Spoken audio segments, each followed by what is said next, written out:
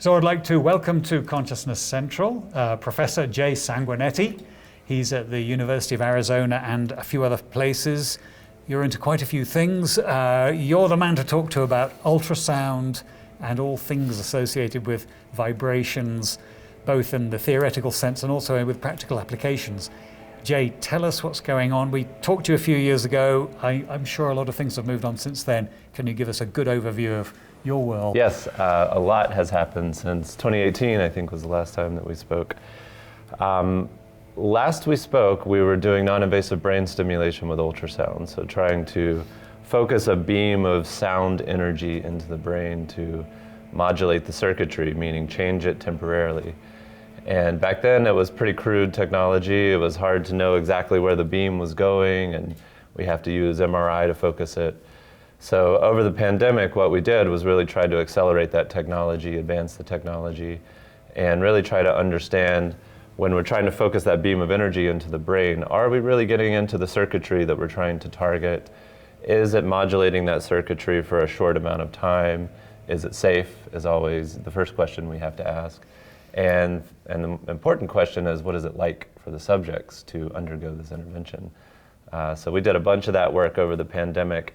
We were actually one of the only labs on campus that was running human subjects during the pandemic. So it was a lot. There were a lot of protocols to run human subjects, and we had to take people's temperature a couple times during the study. And if they started coughing, we'd have to push them out of the study. And yeah, it was kind of a crazy time. I note that you and Stuart have been in conversation about adapting ORC-OR or recognizing ORC-OR as a possible pathway to not only to consciousness but to life itself. So can you talk about what you and Stuart have been talking about? Yeah, so I mentioned earlier that the traditional approach is the molecular approach. If we could just figure out the chemistry, then the mystery will be solved.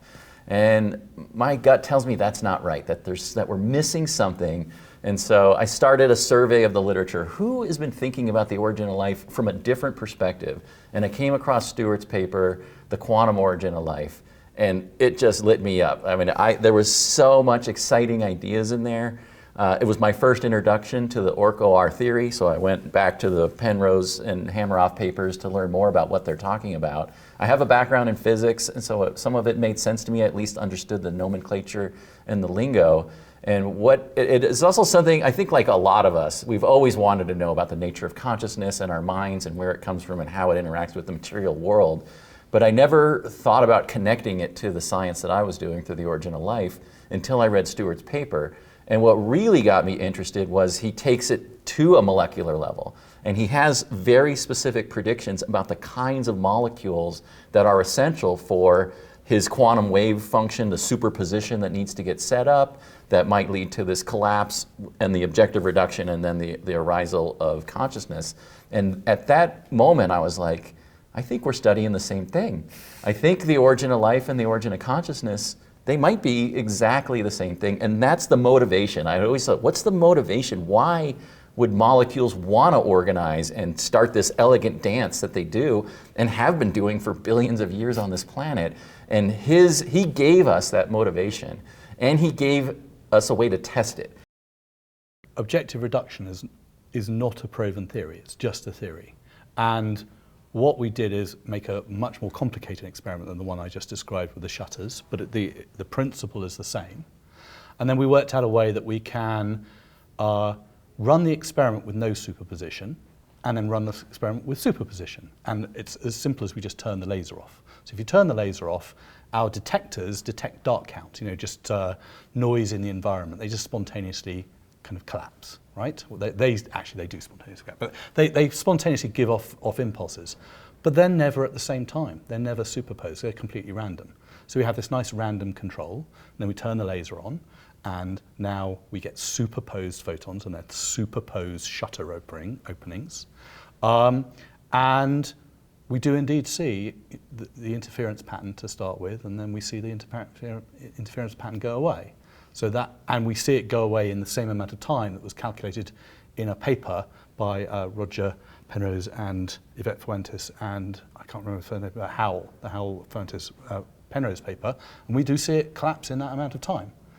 So that would say that objective reduction is correct, and indeed it's Penrose correct.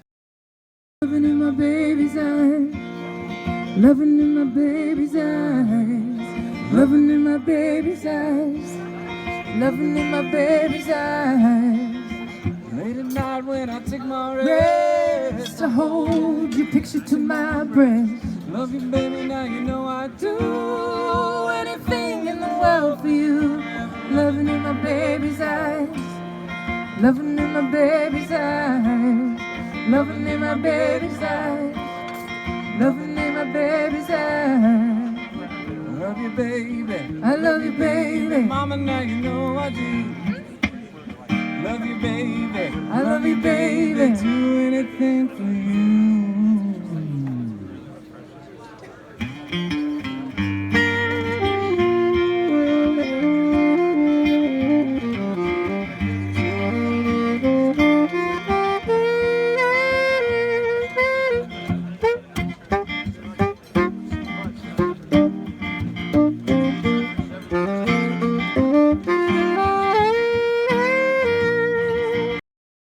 Let's do it! Let's do it!